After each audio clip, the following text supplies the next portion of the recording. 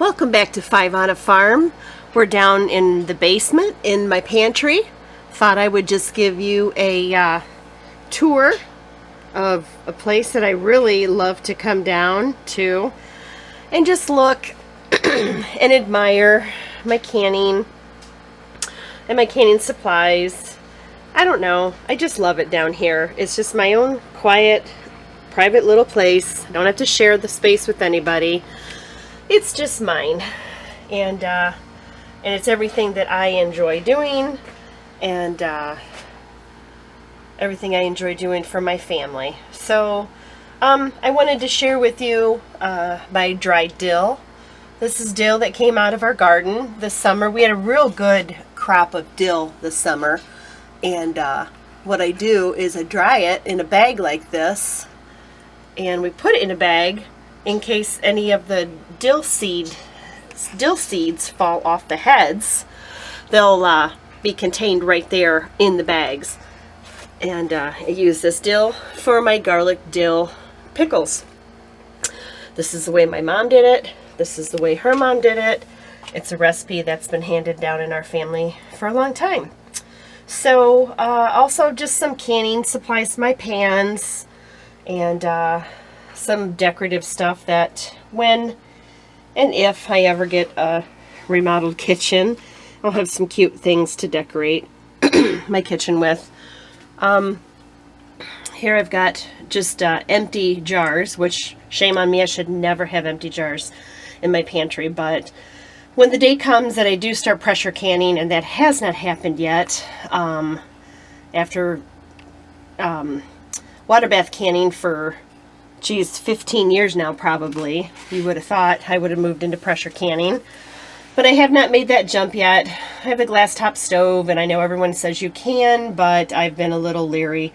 I have an old glass top stove that was here in our home when we bought it. I don't know how old it is, and I'm just a little reluctant. So I'm probably going to go ahead and start pressure canning, but I'm very reluctant to do it, but we're going to take a shot. And we may experiment with some pressure canning outside on our camp stove. So those are just my empty boxes there for my jars. I've got some beautiful antique canning jars that I got at I scored at an estate sale, really good price.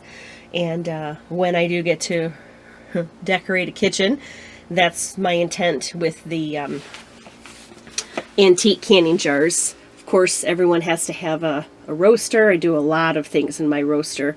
I even do our turkeys sometimes. We raise our own turkeys, and sometimes they are 50-pound turkeys. And I just can't find a pan big enough. So a lot of times I will go ahead and we'll throw some of the parts in the roaster.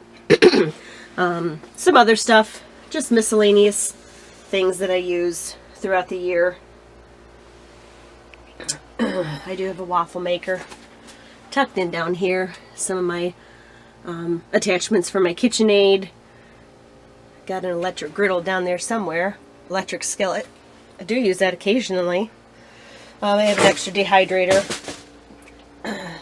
Another KitchenAid. Plenty of apple cider vinegar. I do use that when I make my pickles. So last year I did score some beets from someone, and not real big fan of beets, but I thought I would can them and try them, and they're okay. And someone gave me a jar of the zucchini corn relish, I believe it is, and I'm looking forward to trying that. Canned up some green beans with a friend who has a pressure canner, and of course pickled banana peppers, pickled jalapenos. I didn't get around to doing more pickled jalapenos this summer, and I'm really upset about that because we really do like those. I use them a lot in cornbread and chili, a lot of other things. I did get this from a friend, gave me a couple jars of her cowboy candy, and this is like your jalapenos, other hot peppers, mustard seeds, and kind of, in a jelly sauce. So I believe that you would serve that over cream cheese with crackers. That one says it's Hawaiian, and I think this is just regular cowboy candy. So just haven't gotten around to using that yet, but I am looking forward to that. I did do, I guess we call them Rotel tomatoes. Tomatoes and peppers. I believe I used, I didn't use jalapeno. I can't remember what kind of pepper I used in there. It was a hot pepper, but not extremely hot. Someone did can some beef, gave me a jar, and I, again, looking forward to using that. But when we're feeding a family of 5 here, that's just not enough. So I'm saving that for a time when it's just my husband and I. I do have a couple of jars of salsa left from a couple years ago. I followed the ball recipe for the salsa, and I really wasn't happy with it. I had to boil the mixtures for 45 minutes, 40 or 45 minutes, or boil the ingredients for 40 or 45 minutes. And it just turned out really mushy. I use it for goulash, so it works out fine for goulash. Now this summer, well actually it was really this fall, tried a new one, carrot cake jam, delicious. That is a winter chicken dinner, and I've got plenty of little ones to give away as gifts this Christmas. It is delicious. This spring I did can peaches, not as much as I would like to have. I just ran out of time. And last year, I believe that's my hot pepper jelly from last year. Again, ran out of time, did not have time to can up more. So this summer, I spent more time dehydrating, experimenting, and bought a dehydrator off of Facebook. So did some celery leaves, some squash and zucchini, bell peppers, grapes. I think I'm going to try that in a chicken salad. Green onions, celery. These are just some mushrooms that I bought at Amish Country. Did some carrots back there and some other things. So really do like dehydrating, and want to move to doing more of that. Spiced pear sauce. As I've mentioned before, we do have a couple of pear trees, and this year we had a real good crop of pears. So did spiced pear sauce. This is what I call my pickled vegetable jardinera. I love it in a beef roast recipe in the crock pot. Pickled vegetables, bread and butter vegetables, bread and butter pickles. Canned pears. My extra jars, those are extra lids.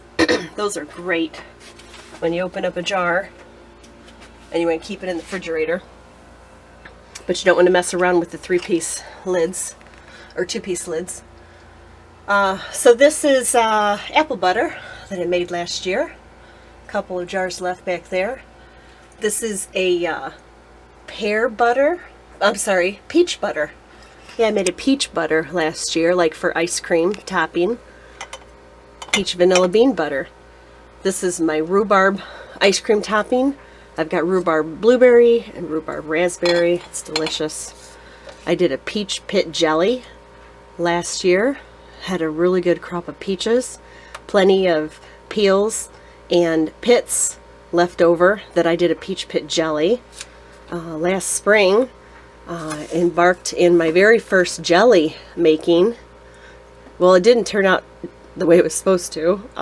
It ended up being syrup, dandelion syrup. But it was a lot of fun experimenting with dandelions. First time I had ever tried that, and it didn't thicken up the right way. It was first time making jelly. But we use it over pancakes and French toast and waffles, and it's delicious. This is my peach jam, again from our peach tree.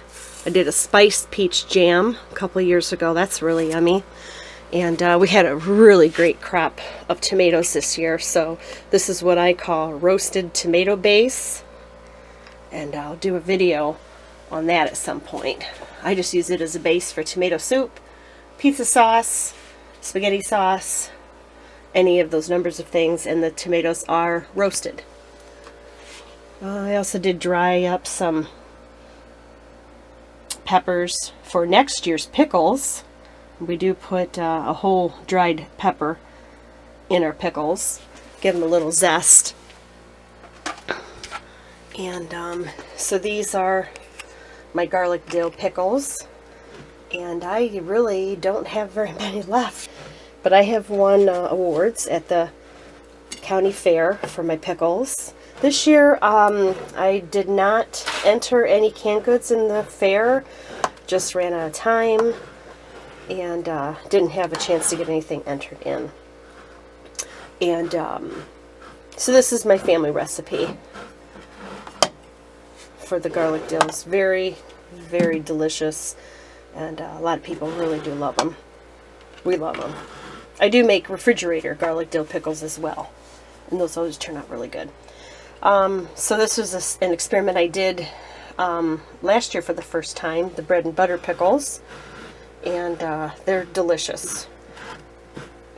We're not real big bread and butter fans in our family. We're more of the garlic dill pickle lovers, but tried it, and we really did.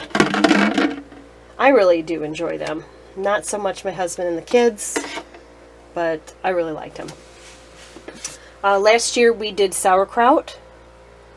Got 6 huge heads of sauerkraut from a co-worker, farmer of ours, and in return all I had to do was just give them a couple jars of home canned sauerkraut. So that was a great experiment, and we do it in a crock, so the old-fashioned way.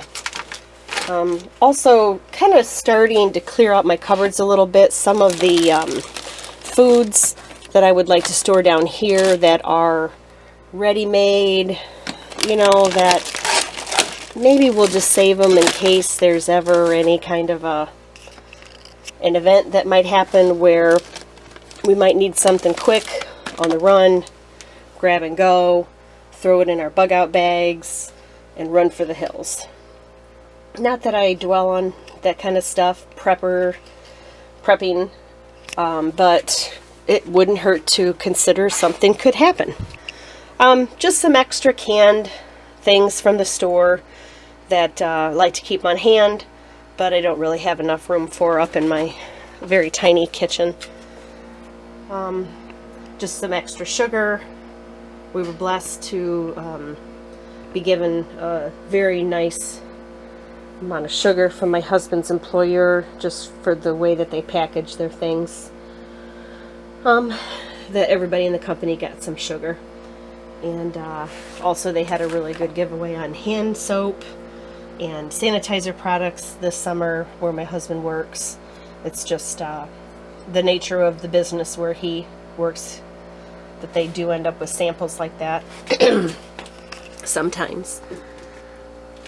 I've got plenty of coolant bowls for extra storage, lids. Now I do a lot of freezing too, so I have a lot of freezer containers, but you'll see when I do give you a shot of my freezer that my freezer is full. So this is all I have that's available right now.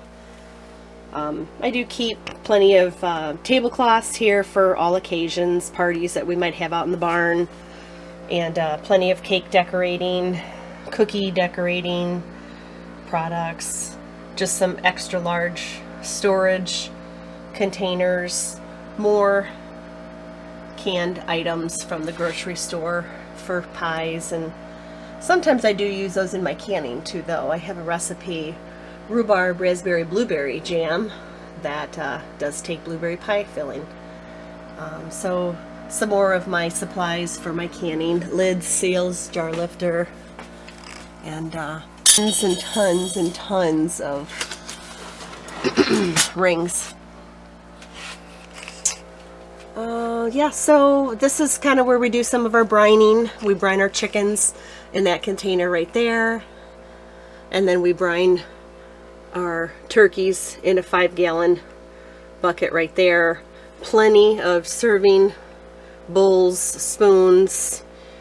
If I ever do get that desire, that wish fulfilled to do some catering, I'll have plenty of things. Got my football crock pot. I love that. I use it a lot. I get a lot of compliments on it. It's just the right size for dips. And plenty of plasticware. This is kind of our stash from camping. Once our camping season is done, I kind of stash everything in here. Plenty of runners for the holidays, decorative runners. And again, more serving plates and bowls, holiday platters, plenty of aluminum foil pans. And obviously, as you can see, I can't quite fit back there because of my stash of quart-sized jars. Oh, and my ice cream maker. Yeah, we got that. So a couple years ago, a friend told me about a garage sale where they had a lot of canning jars on sale. So I made the trip over there to the garage sale. It was probably a 45-minute drive. Not that big of a deal. It ended up being worth the drive because for about $60, and we went back twice actually, for about $60, we got 25 dozen quart jars. 25 dozen quart-sized jars. I don't think I'll ever be able to fill those. Maybe someday when I start pressure canning, but you know, as my family grows up, the need will go down, and maybe I can, you know, I bought them just in case. Maybe I'll make some gifts and put them in some quart jars. But it was such a great deal, I just couldn't pass it up. And then we also ended up getting a ton of those kind of lids, and then the two-part lids, and tons and tons of seals. I haven't had to buy seals for my canning jars ever since I went to that garage sale, because so many of them came with that purchase. So it was a great deal. It was well worth it. But anyway, that's my pantry. This is where I tuck everything away, and it's probably, believe it or not, the most organized room in my house because I like to keep it organized. So signing out for my pantry tour.